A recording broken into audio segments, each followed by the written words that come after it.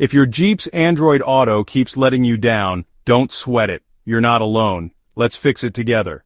First, check your USB cable. A bad cable is the #1 reason Android Auto stops working. Try a different, high-quality cable. Don't use the cheap spares.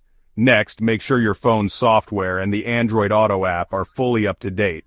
Updates fix lots of little bugs. Just head to your phone settings and check for updates. If things still aren't working, restart both your phone and your Jeep's infotainment system. Sometimes a fresh start is all you need. Still stuck? Go into your phone's settings, find connected devices or Bluetooth and device connection, and make sure Android Auto is enabled for your Jeep. You may need to forget your Jeep and set it up again. Before you hit the road, make sure you've allowed all the right permissions. Android Auto needs access to your contacts and notifications to work properly.